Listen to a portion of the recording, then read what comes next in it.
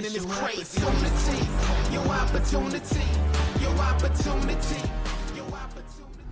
My philosophy is using brand strategy to drive growth, even without a big marketing team. Competing on price is a race to the bottom.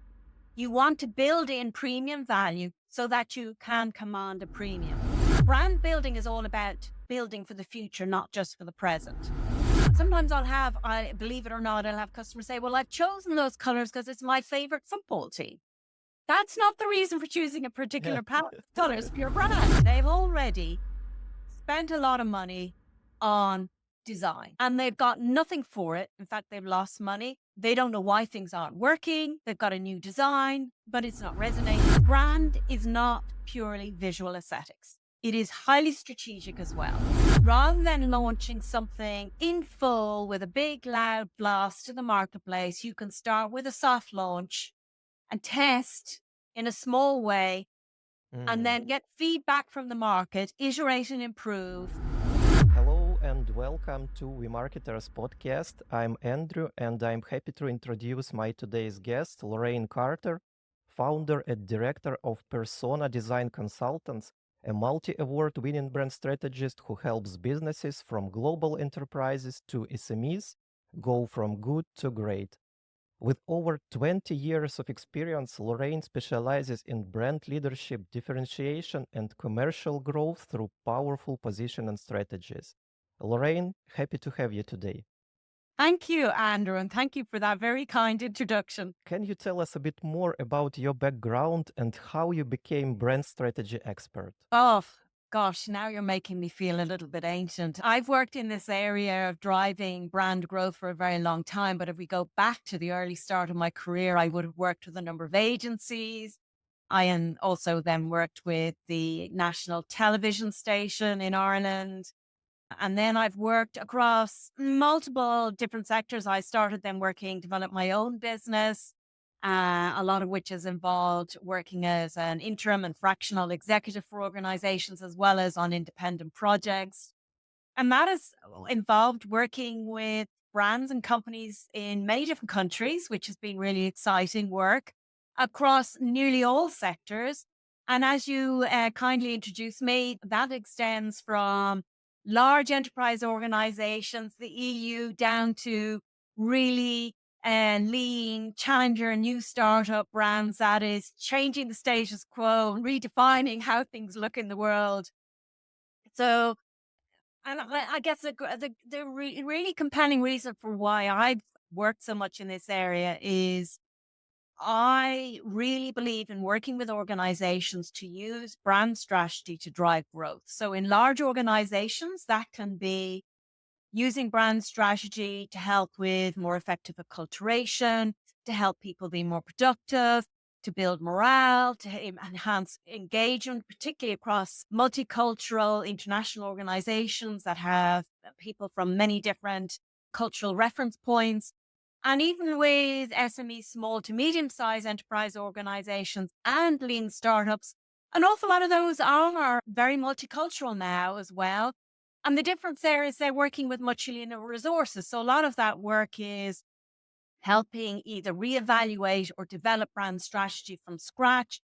And then if there is not a very strong or a very big marketing team, actually helping with that implementation to drive growth. My philosophy is using brand strategy to drive growth, even without a big marketing team. So I work as much as a practitioner, as I do as a leader, as I do as a knowledge transfer educator. So some projects require all those skill sets, some just require one area or another. As a head of marketing in a small B2B company, I'm particularly interested in what are the key components of brand strategy for a small B2B company. B2B is somewhat different from B2C. Typically, the way in which you develop a brand, it has different factors, but the underlying fundamental principles are actually the same. There's 12 areas we look at when we're building out a brand strategy. For a leaner business, we reduce that back to 7 or 8 areas because otherwise it becomes overwhelming. Large organizations need the bigger resources to develop out in more depth and more sophistication. But for a smaller business, key areas we look at will be, let's take a starting point, brand strategy in terms of the psychology of what drives your audience to make the buying decisions they do about what you have to offer. So you're really looking at, when you're looking at the psychology of influence, because when people buy something, re- they're looking for you to typically solve a problem or to help them save money or to help them achieve an outcome faster, but they're looking for some sort of a solution. And typically that's often to solve a problem. So when you're looking at the psychology of influence, you're looking at what are those biggest pain points that need to be solved for our customers. And if we are providing that through our service, whether that's tech or physical service, regardless of whether it's SaaS, whatever kind of service you are providing, even if it's professional service related, you're looking at what are those drivers and how do we articulate that in a way that's truly compelling.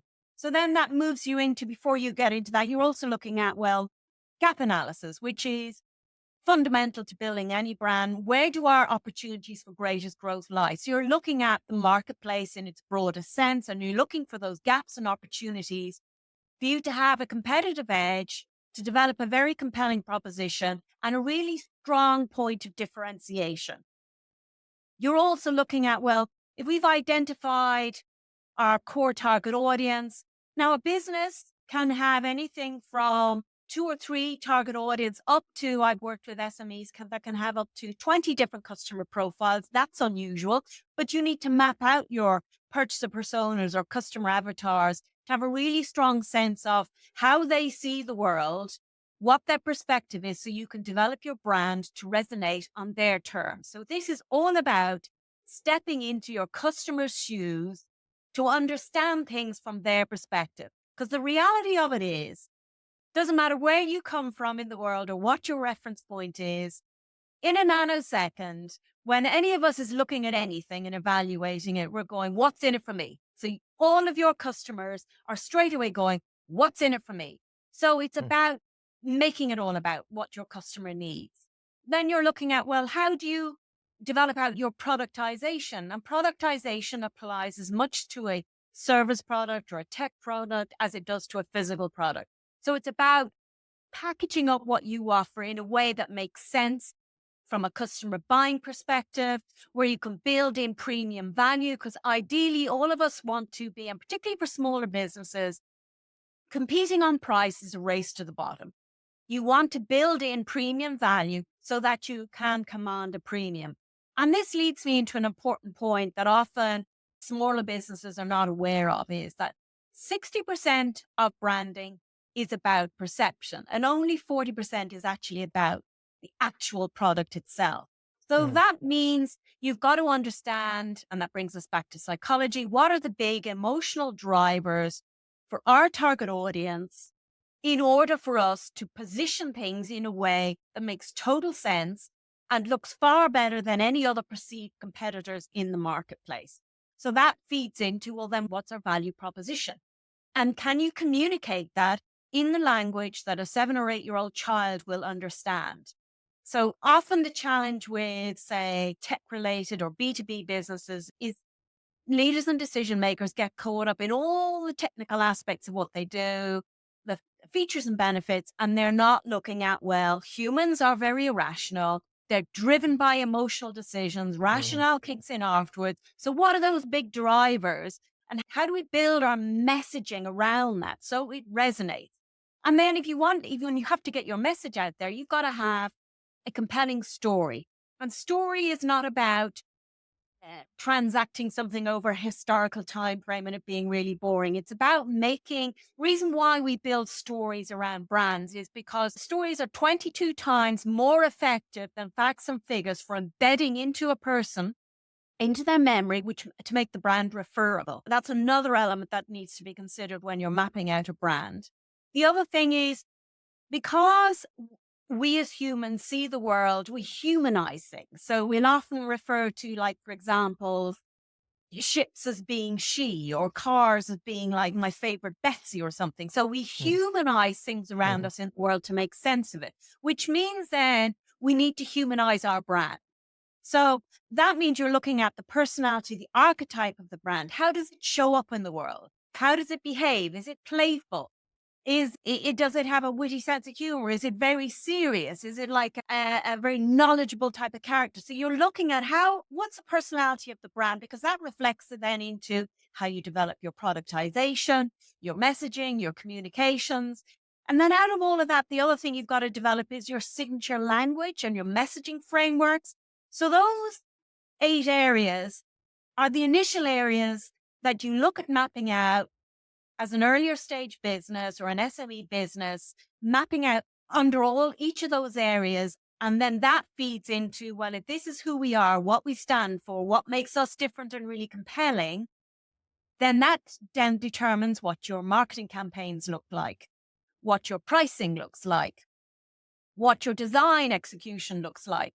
It even feeds into how that you develop the culture of your organization and the kind of people you hire, because you want to have a good fit culturally. And you can do that even as a leanly resourced business when you have that clarity. So mapping it out gives you a level of clarity so you then can develop a competitive edge and drive growth. You mentioned the personality of brand. If we consider that brand has a personality, does it Mhm. mean that we have some perception of this company like human? So we can describe it in words that we describe people. Yes, absolutely. That's exactly what it is. Because when we make a brand, and I'm not talking about mascots and characters that represent a logo, although you see that used and deployed, I'm talking about making the brand in terms of how it behaves, how the people who represent the business, the customer facing team, the sales team, the CEO, managing director, I'm talking about how they show up in the world as the voice of the brand to represent it Mm. and communicate it. And Mhm. you're looking about building complete consistency across the business. So that means sales and marketing need to be using the same signature language. And then you also actually have your informal sales team, because everybody in the business is effectively an ambassador of the brand. They represent the business. So you may not have a direct sales role, but you still interact with other human beings in the world who know you work with this organization. So indirectly, they're also part of representing the business, and they can actually become your secret sales force behind the business because they're so effective in representing the brand. But in order for them to do that, you've got to have cohesive team, you've got to have strong morale, everybody really Mm. motivated, and they know how they contribute to that vision and purpose behind the business to drive growth, and how their input is incredibly important as much as everybody else. And on a very practical point of view, if we look at particular company, how do we define the state of the brand right now? I saw on your YouTube channel a video about brand audit. Is it something about brand audit, right? If you are already an existing business, and this is not unusual where I've, say, worked with businesses like, say, and I'm going to mention SMEs here now, as this is your primary audience. So if we take, say, Sunders Bakery in Dublin, that's a business that's over 50 years old, and it's a highly perishable product, cream cakes. And an Mhm. awful lot of those old traditional businesses have gone. They've disappeared. They've gone bust. But that business has developed a very significant online sales side of the business. It's 50% of the business. And their cakes are priced let me check in when I last spoke to Sinead, anything between 50 up to 700 euros for a cake. So they're achieving really high premium price points. But they have really clear sense of, which we've developed out, what are the key differentiators, and how then have we brought that into the product, into the brand, so that when somebody's looking for special occasion cake, there is no other choice. The only one to go for is Thunder's Bakery. But the same applies to, say, for example, MGI Learning in the UK. That's another SME punching way above its weight with clients in Australia, parts of continental Europe, Ireland, and the UK. And again, it's a business that has massive multi-million pound competitors that are like 100 times bigger than them. But they still have developed really strong intellectual property. They have a really compelling proposition. That business, when I first started working with them, was over 20 years old. and like Thunder's Bakery, it needed to reevaluate where to come from to the current stage to take it into the future. Because brand building is all about building for the future, not just for the present. Those were businesses that were very well established over a long period of time. They'd been successful, but in order to continue with that success, they needed to look at, well, where is the market now compared to where we started? What do we need to change? What do we hold on to and what do we let go of? And that's what a brand audit enables you to do. It enables you to evaluate your baseline. You can go into, and the scale and depth of a brand audit is again determined by timeline and resources. So a large organization will invest more heavily in a brand audit and do more in-depth research. But typically for a leaner resource business, it's done without that. You probably won't. In some cases, you might do customer facing interviews, but you can do other things very effectively potentially through surveys, through looking through feedback through your social channels, through direct feedback with existing customers. You might try and get feedback from customers that you've lost. That'll give you insights. You're looking at what's happening in the competitor landscape. What are the trends within your sector? All of that comes in under a brand audit. Then you're also evaluating all the brand assets. So brand assets are your website, your brochures, your PowerPoint, your social media visuals and graphics. All of those are what we would call brand assets. You're evaluating them. Are they consistent? Do they reflect your value proposition and key messaging? How do they stand up relative to your competitors? What needs to change? What's not working? Those are all elements that come into a brand strategy. So when you use a brand audit, it's helping you establish your strengths, weaknesses, and opportunities for growth. What's our current baseline? And what do we need to change to move forward? When I think about small companies, one of the first things that I have in mind are these budget constraints Oh, yeah. that companies have. And Yeah. from your experience, in which assets should companies invest to start working with their brand? The biggest mistake I see with smaller businesses is they think branding is all about logos, websites, and brochures.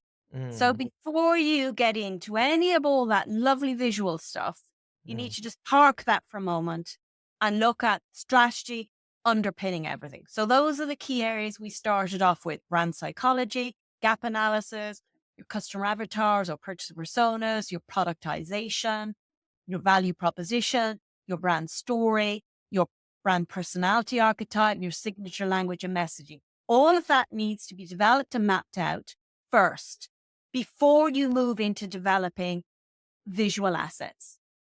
And the mistake I so often see is, I can't tell you how many times I've had business reach out to and say, yeah, we need to do something about our brand. And then I discover partway through things that they've already started developing a new website, but there's no brand strategy informing what that looks like, or what's it structured, or what's the user experience going to be like, or the customer journey and flow through it, or the color palette, because color palette is again determined by color psychology. What's the key characteristics of your brand? Sometimes believe it or not, I'll have customers say, well, I've chosen those colors because it's my favorite football team. That's not the reason for choosing a particular palette of colors for your brand. How do you convince stakeholders to start with psychology, with all these deep things that you mentioned? Because obviously these colors, logos, this is the most fun part for people Yeah. because they can touch it, like example with football team. Yeah. Yeah. So when you start explaining and you take people through case studies and you explain the journey of how you got there and the rationale behind it, then it makes a lot more sense. But also, the real truth of the matter is there are so many times, and this is often how people have beaten their way to my door, metaphorically speaking. They've already spent a lot of money on design and they've got nothing for it. In fact, they've lost money. They don't know why things aren't working. They've got a new design, but it's not resonating, it's not performing. And it's not because the design itself is poor. It's typically because they haven't done the strategic work to inform what that should look like and the key messaging that needs to go into it. It's been developed on a purely subjective basis between the designer and the business owner, as opposed to what does the market need? What's most relevant to our customers? What are we going to do that's going to help make sure we stand out relative to our competitors? And what's the underpinnings of that strategy to inform why we are doing and making those choices? So the first thing I would say to any modestly resourced business is do not dive into design, logos, websites, or brochures until you've got some sort of strategic piece in place. And it doesn't have to be super complex. We've done this very leanly with a huge number of businesses. Approach it strategically, the same way you would do any other element of growing your business. Brand is not purely visual aesthetics. It is highly strategic as well. In fact, brand strategy sits in alignment with your business strategy. They both go hand in hand. One informs the other. And the two of those together are what drives then your strategy around your sales growth, your people function within the business, your marketing campaigns, your design execution. All of that comes out of brand strategy aligned with your organization or business strategy. So the first thing is it doesn't need to be super complex. You can keep it simple, but be strategic about how you actually map out your brand before you dive into all the other stuff. And on a very practical note, how long does it take for a company to develop a brand strategy? Well, that's a bit like how long is a piece of string. If you are doing things leanly and you're trying to do it with lean resources, if you were doing a minimum lean audit, brand audit, so the brand audit comes first, A first. The second part is B for build. And the third part is C for conversion, the ABC of brand strategy. So you are looking like you've got your initial brand audit to establish your baseline. That can take anything between 2 to 8 weeks, depending on if you are going to do outreach into the marketplace to find out what's going on from a customer perspective, which I would strongly recommend. The next stage is building out the brand strategy. We typically do that where we work in conjunction with the leadership team. And then we also extend it out to some of the broader team within the business. So initially we do certain parts of the work with the leadership team because we might be discussing very sensitive strategic issues within the business that's not appropriate to take to the broader business. And then we will get other elements of the broader business involved because your people on the front line, they are dealing with stuff, customers on a daily basis, and they know things on the front from the front line at a level that you don't know when you're removed a bit at a leadership level. So their input is also hugely important. So that we typically will break up that work over a number of working sessions. Historically, we have done it very intensively over a couple of days, but it gets a bit overwhelming. So now it's more effective if we do it in a number of working sessions, which could be 2 or 3 working sessions, where we map out the detail, capture the raw outputs, and then we bring it back, develop it out fully, and then present the output of the combined work done together, as well as our input, present it back to the business and the leadership team to sense check it, to see, now, based on what we agreed your objectives are, what your key challenges are, where you want to grow and how you want to grow, this is what we have developed out and the reasons why. Does that fit with what you thought based on all the work we've done so far? And once that's signed off, then you're moving into the C stage, the conversion stage. Well, right, now we know what the brand stands for, what makes it different. How are we going to execute on that to actually then bring it alive in the marketplace, to generate interest, to generate leads, to convert that into engagement with the customers? Which channels are most relevant? Because you're always looking at multiple channels of outreach. There's never one or single channel alone. And then you've got to have consistency about that, because if you have inconsistency whereby a client or a prospect is exposed to your brand on LinkedIn, then they see something on another channel, maybe X, and then they might get some direct outreach through, maybe they see you at a trade show, or they get a presentation, or they download an asset off your website. If it's not consistent, immediately that will trigger a response subconsciously in the individual who's had exposure to your brand. They will immediately have a sense of something doesn't feel right here. I'm not sure what feels right. And as soon as there's uncertainty, that undermines confidence, and customers that are not confident do not buy. So you've got to make sure. And typically, if you are starting from cold, where a customer has had no interaction with the brand, because we have so much hitting at us all every day, the amount of volume of information hitting us through multiple different channels, typically if a customer doesn't know you, starting from scratch, they need to consume roughly about 13 hours of content to build trust in 7 different ways in 4 different jurisdictions in order to get to that point where they might potentially buy. And the higher the value of what you are selling, the longer it takes for somebody to get to that point where they're ready to make that purchase decision. But also, if you are showing up strongly in the marketplace, more strongly than your competitors, you're also building confidence. And then you're starting to embed in the memory, and you're also starting to embed in terms of referability. So, because somebody's going to go, yeah, I've seen them beforehand. That name's familiar. And because that's familiar, then you feel a bit more confident in that choice. So it's all about building more traction, more resonance, more recognition, more awareness. I'd like to start with our example. We have different kinds of recruitment models that we provide for our customers. How to define this one particular direction in which, for example, our company should move? And the question is, what if we go in the wrong direction? What to do? So, for example, today we invest in brand development, we invested resources, and tomorrow we understand, okay, not tomorrow, in a month, we understand that something goes wrong. What to do in this case? For recruiting, and I have worked with other businesses in the recruitment sector, you are still looking at mapping out your brand strategy. So if you are recruiting for yourself, you then need to recruit people who are a good cultural fit. What I always suggest is, rather than launching something in full with a big loud blast to the marketplace, you can start with a soft launch and test in a small way, and then get feedback from the market, iterate and improve before you go into full launch mode. So you can do a soft, discrete launch to a select part of the market or to a small section of your customer base, and get a trusted customer base, get their feedback. So, and even be honest with them. And depending on what it is you're launching, say, listen, we're testing something new. We've selected you because you're a really valued customer. We'd like to hear your perspective and feedback.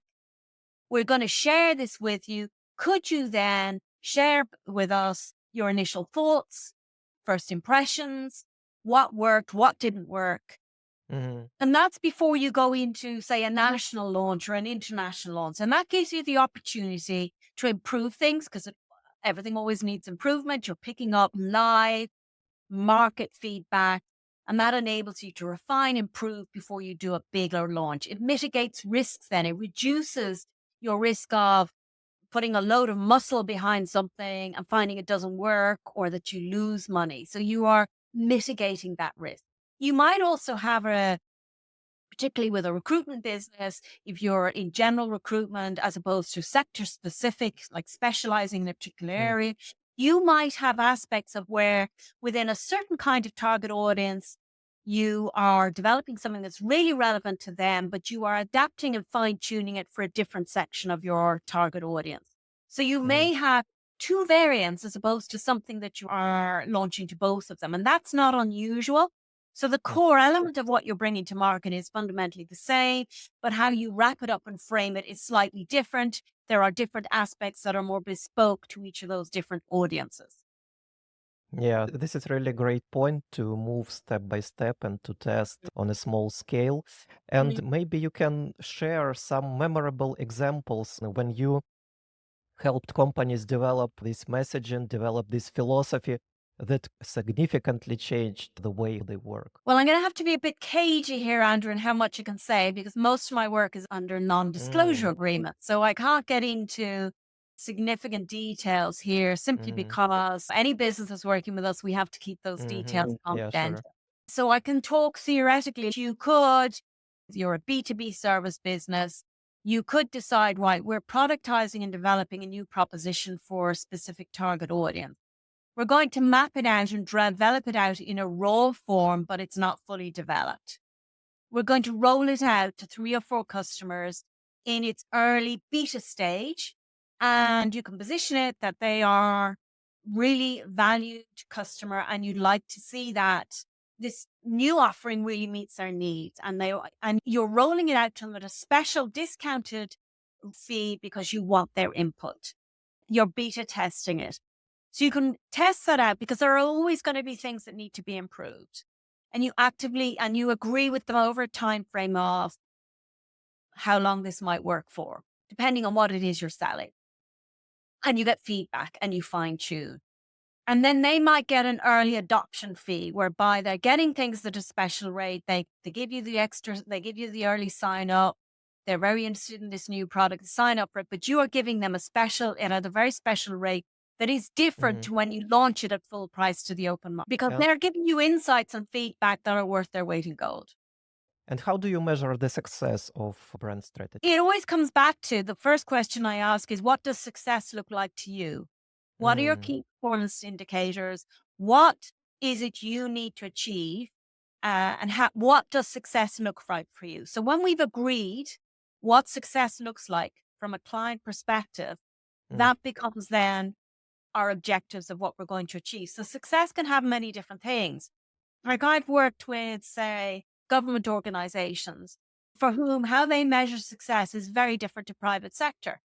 And it can be much more altruistic. I've worked with universities where it's much more altruistic. So they measure success very differently to, say, private sector, which is much more driven by sale and, say, the profit margin within those sales. Because ideally you want to get to a place where you're selling with a high premium price, so you have a high profit margin. You never want to be, as a smaller business, competing on price because that's typically a race to the bottom. So you've got to define what success looks like, and that can be different to each business.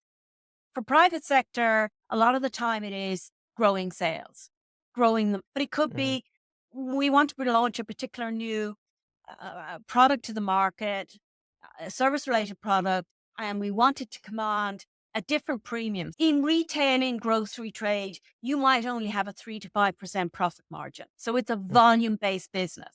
But in a service-related business, you could have a profit margin that may be 50 to 80%. But the market will only pay for that if you're delivering on it and it has high perceived value.